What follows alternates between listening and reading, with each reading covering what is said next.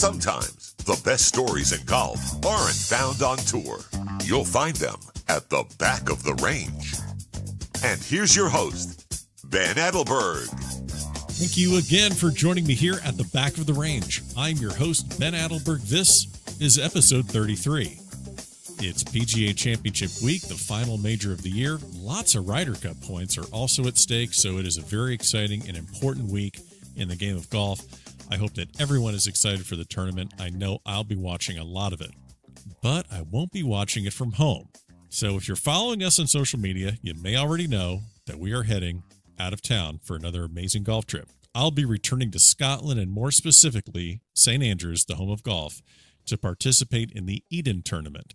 You'll learn a lot more about that tournament pretty soon, but I haven't been to Scotland to participate in this tournament in a couple of years. I cannot wait to get back there. Now, I know what you're thinking. Does this mean that there won't be an episode next week? Come on. Of course there will. You can expect an episode next Wednesday because it's actually U.S. Amateur Week out in Pebble Beach. You think our guest might have something to do with the U.S. Amateur? I'd say that's a pretty safe bet. You do not want to miss this episode. So for all of our listeners, I'll be posting tons of photos and videos throughout the entire trip in Scotland. I actually have some podcast interviews lined up while I'm there. So the clubs are getting packed along with the microphones. I'll be playing a lot of golf, talking to some amazing people in St. Andrews, so stay tuned for that next week. So I do this all the time, but I'm going to keep doing it. Thank you so much for the support of this podcast. When you tell people about it, tell them you can find us on Apple Podcasts and Spotify. The central hub, as always, is thebackoftherange.com. That's where you can find all the previous episodes. You can also find us on Facebook, Instagram, and Twitter. You'll find that information in the show notes of this podcast. And if you're listening and you like what you hear, please leave a review. Can't stress that enough. I will keep bringing you amazing guests each and every week. So speaking of Instagram, we've started something called Free Towel Tuesdays. You know the drill.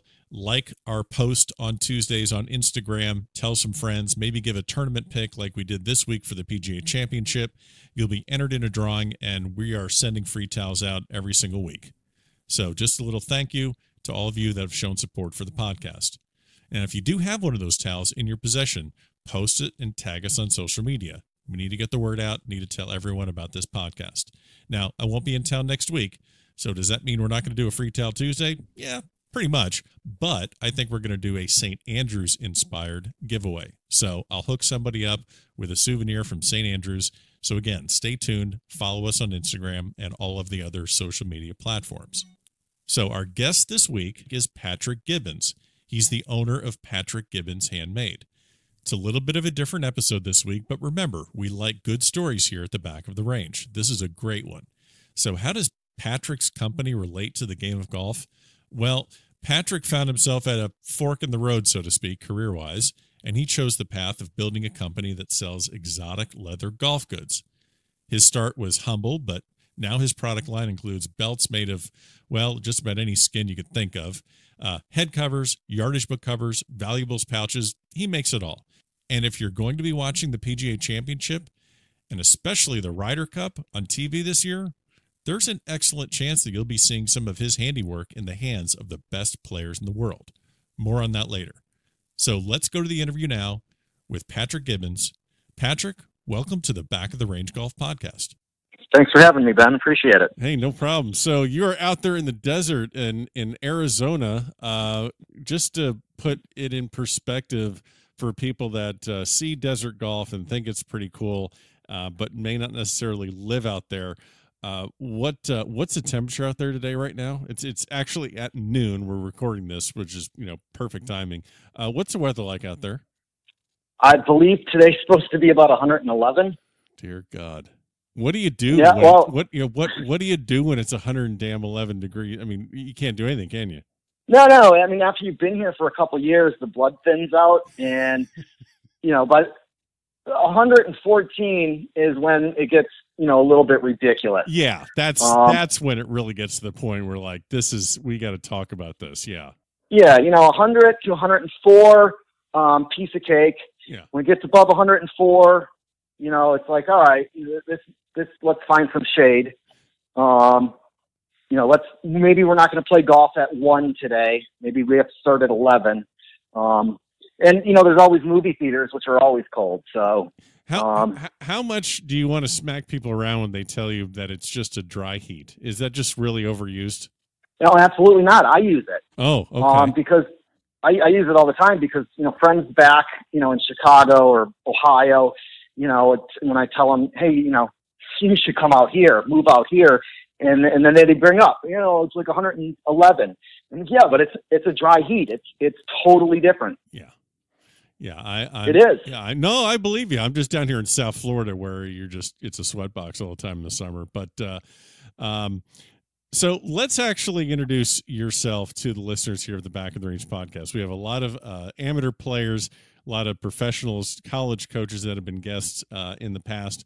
But your connection to golf is very unique, and I really enjoyed the story of how you started your company, Gibbons Handmade. Tell me how you got into doing what you're doing, and explain your business and what you do for the game of golf. I make exotic golf accessories, from head covers to bags to yardage books, belts, all sorts of stuff like that. And my previous life, I was in land development and home building, and had done that through high school and college and after college. And in 2008, with the economy correcting itself, I received a phone call from our office in Chicago that said, hey, tomorrow, let everybody know that they're released and it's the last day. The company's shutting down. Jeez. And you're included on that. Nice little bonus. So, yeah. Well, they did offer. They said, hey, if you'd like to come in for 2 days next week and box things up, we'll pay you. So once I found that out, for the next 2 weeks, it was just kind of numb, figuring out like, hey, this is what I've always done. What am I going to do? Sure. And, in that process, I was in my home office, and in my office, I had a collection of putters from my putter addiction that I had hanging on my wall. And I was looking at them and saw one of the grips and thought, hey, what if I made exotic putter grips? Because I'd sort of played that high school guidance counselor role where in a conversation, I asked myself if I could do anything in the world tomorrow, what would it be? And my answer that I came up with was I would go golfing. Okay. And I immediately knew that, well, I'm not going to make a living at it because I'm not good at it or good enough. And that's when, I was looking at that putter grip and thought, you know what, I bet you I can make an exotic putter grip. And let me just, that's where it started. Yeah. So you're so just to recap, you're in this real estate development career path. The collapse in 2008 forced you out. And did you have any experience making any of these things? I mean, your items, we're gonna have links to your website and samples of your goods on all of our social media channels. And I mean, the things you're making are just absolutely insane, whether it's belts and yardage book covers and these grips. Did you have any experience in doing this whatsoever when you started? No. I mean, I was an art major, design major in college, and we would have projects where we would have to make little things. Yeah, I dissected a frog too, but I mean that doesn't mean I can make leather grips and belts and things like that. So you had a couple little projects when you got started, but really no experience creating these sort of goods. No. I went to our local golf shop and bought a bunch of putter grips, Win putter grips, and ripped off the shell, the outside case of it, and taped it up and created a template for what size the grip would need to be to get around it. I ordered some exotic leather from eBay and had it delivered, and cut out the size of it, the shape, and proceeded to put holes in it, sort of measure, and this hole should go here and here on each side, and then stitched it up, and it was awful. Okay. I still have it. Okay. I still have it because it's just a reminder of really how where I came from, how bad things were at the beginning, and over the next year, I just I would learn kind of tricks from people in the leather business, and they'd get a little bit better and a little bit better, and then somebody came to me and said, hey, we can make a die for you that will cut the shape out and all 96 holes at once. You don't have to do it. So it just sort of progressed. And then with the putter grip, and being a putter addict, it was like, well, if I make a putter grip, I should make a putter head cover that matches. Of course. So I started doing that, and I bought a sewing machine that had like a little governor on the pedal, so that if I pushed the pedal all the way down, it would only go so fast. Sure. And those weren't that good. So, I started, researching. It started from very, very poor quality at the beginning. Yeah. But, I started meeting people, learning different techniques, meeting people that I would bring on board for projects. And, a lot of them produced bad things. Some produced better. And just developed a team that, could help with production. Now, and did you start this more of just as a project to kind of keep your mind occupied while you're trying to figure out your next move? Or did you? No. Okay. So you just said, hey, this is going to be my company. I'm building a business here was that your goal when you first started? Yeah, absolutely. That was, okay. And I'd have friends and family members, say to me, do you really think that you can make a living doing this? Right. And, I was a putter collector. I mean, I buy some of the goofiest things out there, and I buy a lot of them, but yeah, if I get to a point where I can make these, at a high enough quality, this is what I plan on doing. It got to the point where there were so many people that were saying this is never going to go anywhere. It just became an obsession to prove them wrong and be a part of golf and make Sure. things. The quality of what you're putting out now, I followed your progress over the years and really kind of kept up with the different items that you provide. But yeah, as you said, you're starting a exotic high-end leather, a golf leather company during a recession, basically. And yeah, not many people are probably drawing up that strategy at that particular time.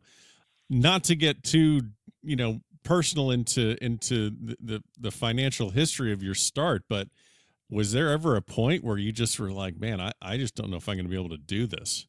Oh yeah, I have it every day. I still have it. Okay. All right. But you're selling no, stuff now, and yeah. But at the beginning, listen, I was ignorant going into it. I didn't even think about, what you just said, starting a high-end exotic leather company in one of the worst economies in our country's history. I just wanted to do it. It was ignorance. Because if I had thought about it, if I go back and look at it now, I figured out a couple of years ago, had I just gone and worked at McDonald's 40 hours a week, I would have been better off. I didn't have a business plan. I didn't have a marketing strategy. I didn't have, hey, this is the money I'm going to invest and that's it. And here's how I'm going to invest it. It was a type of thing where, all right, I need a couple $100 to get a skin. I'll go do that.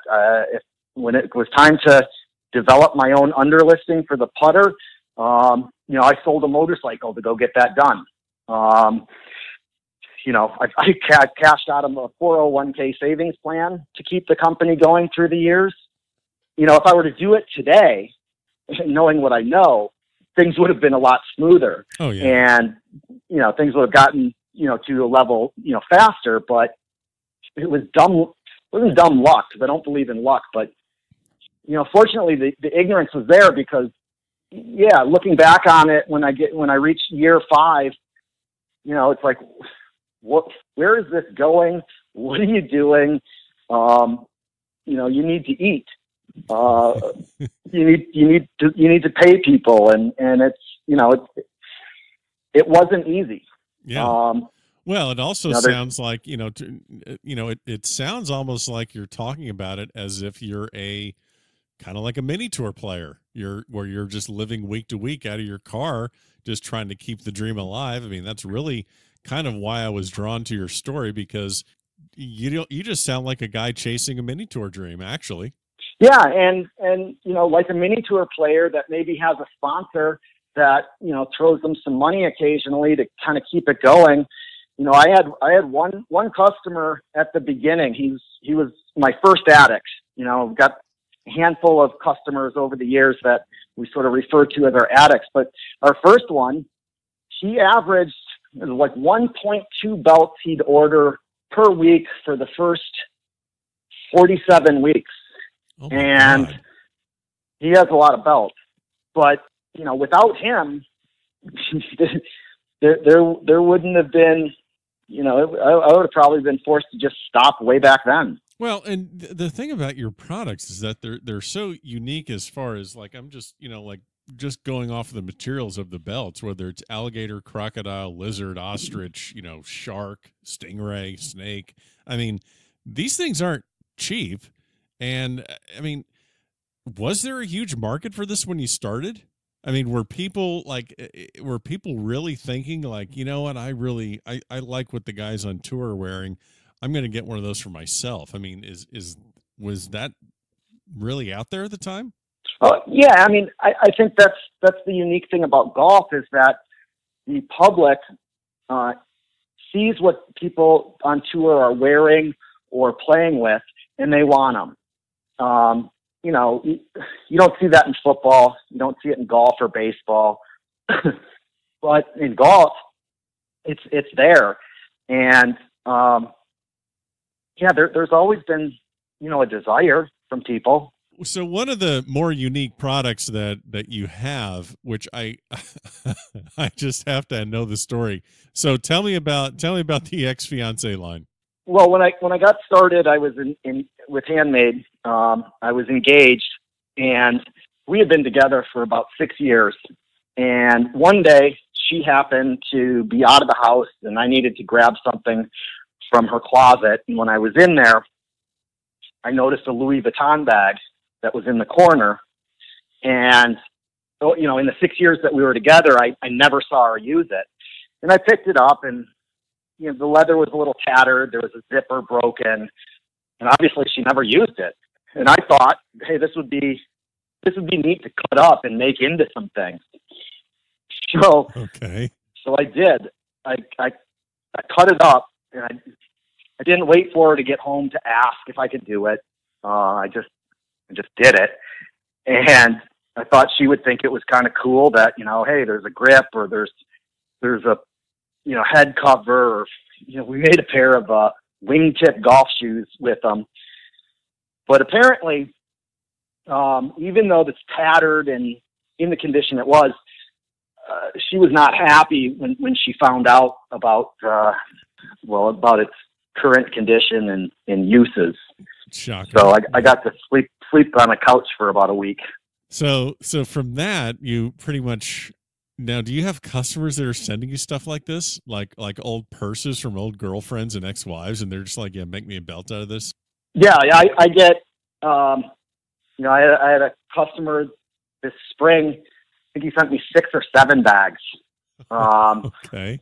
After that, another customer, contacted me, or, guy contacted me through Instagram and said, hey, I've got my ex-wife's bags.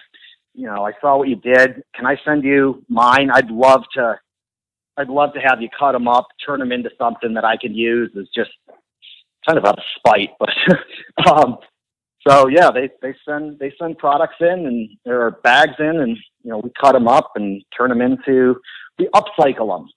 We give them a new life. Exactly. So as you said, you're still every single day just wondering if this thing's going to work. You've been doing this for quite some time. I think you're coming up on 8 or 9 years now in the business. Can you remember the first time that you received kind of a inquiry from someone, whether it's a well-known player on tour or whether it was someone I guess my question is there an order that really stuck out in your mind that said, hey, wait a minute, people are starting to find out about this stuff now? Yeah, a couple months ago, this might not be the first one, but a couple months ago, one that sticks out in my mind is, getting contacted by a golf pro who was playing with Larry the Cable Guy. And, he contacted me and said, hey, I'm here with Larry the Cable Guy. He's interested to see if you'd be able to make him, this type of head cover with this image on it. And, he's really wanted one. He hasn't been able to find a place, that would do it. And yeah, absolutely, we can do it. So, that's one that's just stood out recently. And now you've done also head covers for, you've done head covers and yardage book covers for some guys that have played on the Ryder Cup team. Tell me about what you've done for Patrick Reed. Well, a couple years ago, we made him an American flag yardage book. We'd also made a hand-painted head cover and sent it to him, but it never arrived in the locker room for the Ryder Cup, so he never got that. But he did get the yardage book that we sent, and it was an hand-cut inlay lizard yardage book that he put into play for his first Ryder Cup. And at the time of the second Ryder Cup, he had sent the picture and asked if we could refurbish it for him. Sure. And the thing had been used for 2 years. There wasn't really any refurbishing we could do. So he ordered one for himself, and then he bought one for each of the coaches or captains on the team. But he always seems to go back to that original one. Sort of a good luck charm, I guess. Sure. Now you have also other clients that, whether they're professional football players or they're NASCAR drivers, things like that. You're getting a lot of attention there. Are those the customers that you're really chasing after, or are you kind of targeting guys that are like similar to your beginnings, guys that are on the mini tours, guys that are kind of chasing it? Like, what's your ideal customer base that you kind of like to take care of at this point? Well, anybody that wants a product, I want to take care of them. Sure.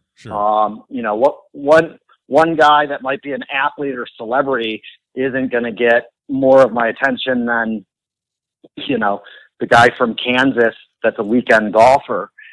My focus, the people that I like as customers are guys that are creative, that like that have a certain style where else are they going to get it? Sure.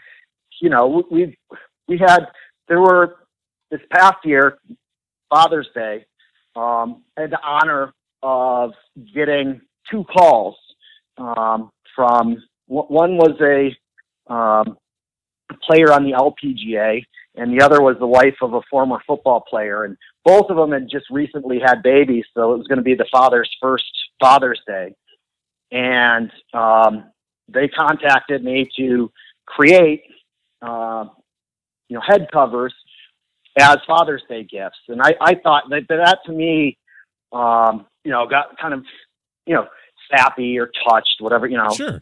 That was a pretty big honor.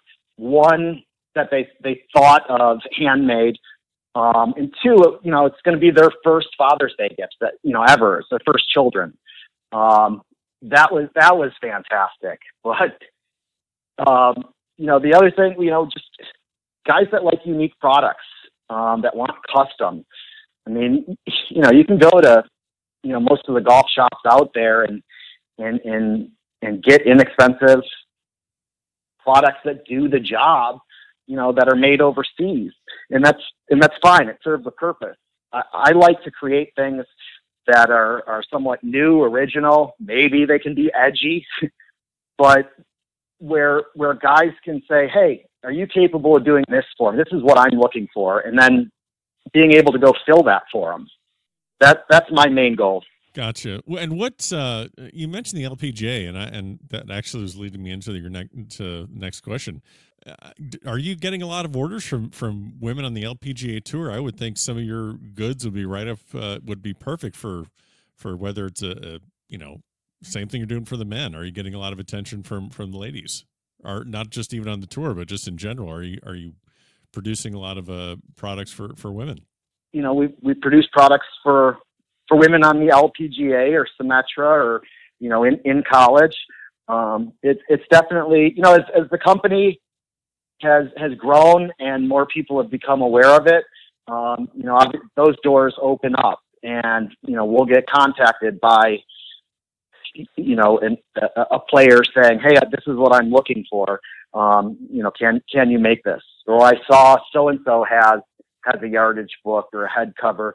I'd like one, and this is what I'd like, mine to be.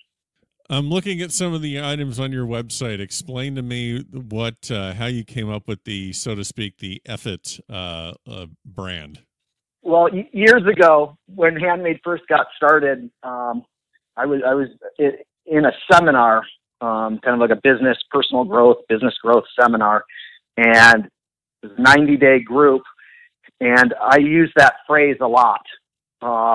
And it just kind of became a joke amongst the other teammates of Patrick has a case of the Effet. And at one point, few years ago, I was struggling really bad, more than usual, with my drives. And, the question I'd always ask as we're, getting up to the tee box is, do I hit the driver and where I don't know where it's going? Or do I, go with a rescue or iron and so a lot of times it was just, Effet, go with the driver. So it seemed appropriate for my game that I make a head cover that said that. Nice. And it turns out that I'm not alone. Other people have the same driving issues. Sure. Which product, I guess, I know you have different, leathers and different things. Has there been one product or one idea that's been a very personal thing with you that's really taken off, that's been kind of a surprise? There's been a bunch of ones where I was like, I didn't think that right. I was making it for myself. I mean, the first one is the ex-fiance, products. Sure. I didn't really think that, there'd be more being made. The Effet driver has been very popular. And then there's been some, various versions of the Effet driver that people have requested that we've made. You might be able to figure them out, but we've made those. So, I had a customer friend. He's a close friend now. It's been a customer for years. And, he had come to me at one point and had asked, hey, would you be able to take, two pieces of leather, put them back to back, like an alligator, just in a circle, stitch them together, and, I'm going to use it as a ball marker. And I said, yeah, that would be really simple to do, but, it's going to be on grass. There's the fertilizer. It's going to end up in a bad shape. Let me see if I can take your concept and sort of, adapt it to something better. And, it turns out we found these metal discs that we could actually insert the skin into. And so we made ball markers for them. And, from him handing them out, or from, being on social media, people started ordering those, where it was like, this was just supposed to be, a couple little things for one guy. And it turns out, all of a sudden we're making, hundreds of them. And how you just mentioned social media and how big, like, do you think you would have been able to get this off the ground without social media? Like, have things really exploded for you now that you're just able to share things quickly on Instagram or on Twitter? Is it part your product, but also part timing of the culture of business where you can just share this stuff so quickly? And not only that, but your customers can take pictures of your products and share them with their friends? Well, I think, social media has absolutely helped. I think that, at the beginning when, there was Facebook there wasn't Instagram, there wasn't Twitter. When it was just like the beginning stages of Facebook, we were knocking on more doors. It was more, the word was getting out more through the golf forums, like Golf WRX, the Putter Talk, Hackers Paradise, that type of word of mouth that was smaller, and you kind of had to be in those communities to have heard about it. But with social media, something can be posted and, all of a sudden, 100 people are sharing it to their friends. And just the world has gotten smaller, with the social media avenues. It's absolutely helped. I would have just taken a different approach, as far as, how the word got out, but it's definitely sped it up. Sure.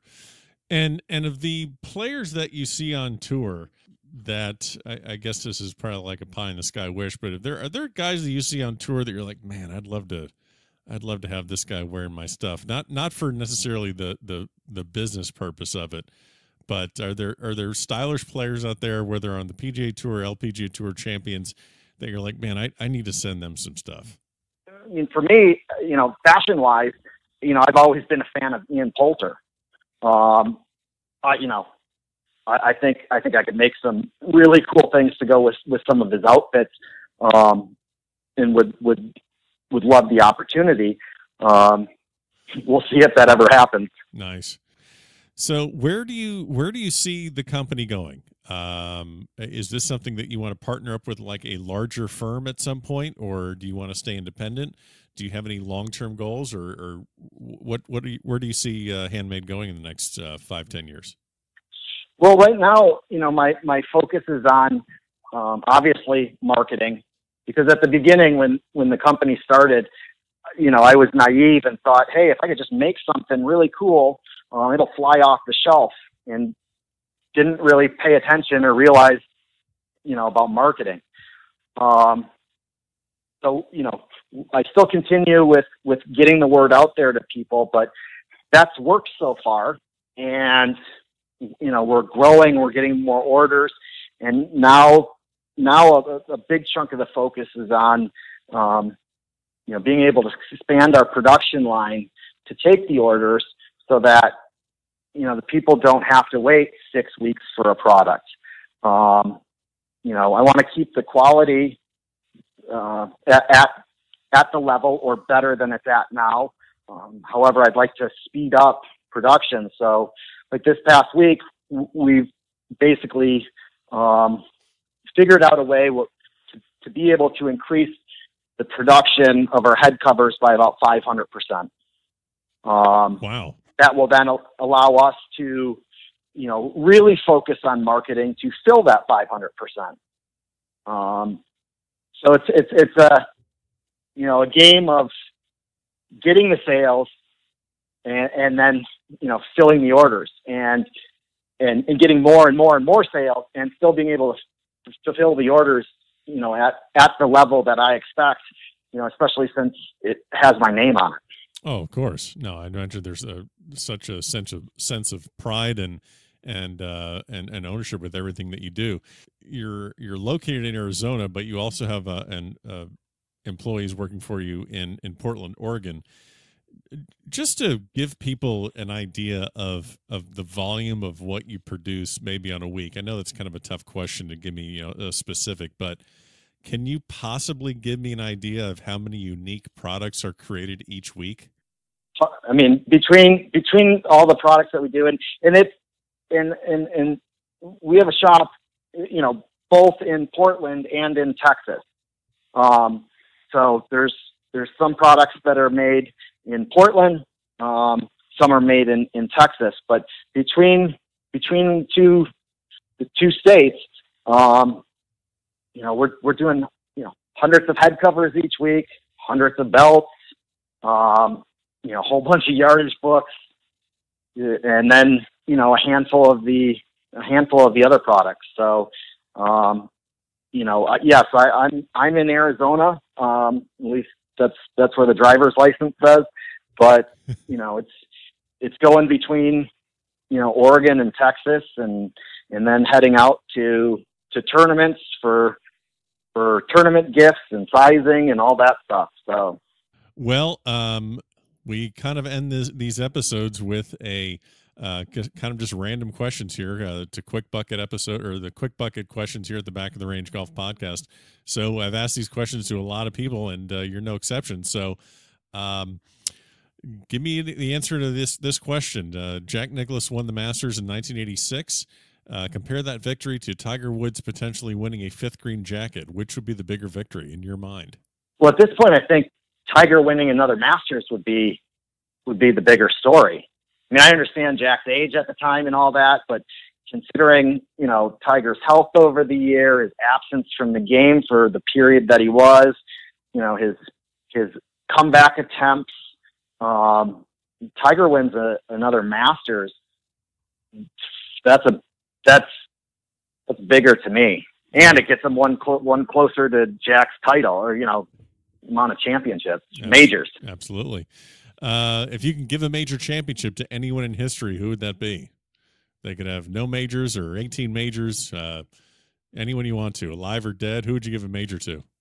Oh, well, that's going to get me possibly in trouble with some of my friends that are out there saying, "Why don't you give it to me?" Well, you can't give it to Reed. Reed's already got one, so you're kind of off. He's got one. I would want to give one to Lee Westwood. Very popular answer. I have no problem with that one. That's a very, very popular one. Followed closely by Pat Perez. Has he been a customer of yours? Pat was a partner of mine for a year in the company, and I love Pat. I love Pat, his wife Ashley. They've got their first baby on the way. Pat's the most real person I've ever met. He doesn't have a filter. He's not mean. Right. Like me, like no filter. He's mean. He just, if you ask him a question, be prepared that you may not like the answer. Yep. But he's going to answer it, and that's a quality that I don't have. I sugarcoat things and kind of pussyfoot around answers at times, and Pat's just, hey, here's what it is. I mean, he's the most genuine person I think I've ever met. Do you think that, he's a very unique person on the PGA Tour? I really enjoy it when he's playing well. I really enjoy just kind of the way he goes about it. Are there enough people like that on tour? Do you think that perhaps that's something that the PGA Tour is missing, just more real people like him? Yeah, I mean, I think the PGA Tour is very protective of their image. Because of the corporate sponsors. And I think that there's, especially with today with the social media and how fast things can get out and how things can be misinterpreted. I mean, I understand how guys are reserved, and, that it's not a sport, like basketball where you have guaranteed money. You can, in those sports, you can say what you want to say. It's not going to affect their earnings. With golf, especially with sponsorship, that I understand that guys, you don't want to rub people the wrong way. And, hey, maybe it's not the best that I give this answer because of the consequences that could happen. I'd like to see it more. I would think that, these guys are obviously the best in the world at what they do. I respect that. I just think that, they're people, they make mistakes. Sure. They have thoughts and feelings and all that sort of stuff. And, I think at sometimes just to, so that they're not up on some pedestal, not that they don't deserve to be, but they're regular guys. If you ask them what their thoughts are, it would be nice to, as people, communicate amongst each other honestly. Well, Patrick, I really appreciate the time. Really appreciate what you're doing for adding some more flavor into the game of golf that everyone loves. We'll definitely put some links to your products, and hopefully all the listeners will go ahead and enjoy them. So again, thank you for being here at the Back of the Range Golf Podcast. Oh, thanks for having me, Ben. I appreciate it. And there you have it, another great episode here at the Back of the Range Golf Podcast. Thank you so much to Patrick Gibbons. Great story, great company. Check out our show notes for links to his company's website. He has great offerings there. Go check that out. Support a local business. Well, I am out of here, heading to St. Andrews. Stay tuned on our social media platforms. I'll be posting tons of pictures and videos. And don't forget, we will have an episode next week. It is U.S. Amateur Week. Seriously, stay tuned for this upcoming guest. Hope you all have a great week. Enjoy the PGA Championship. I'll see you next time here at the Back of the Range.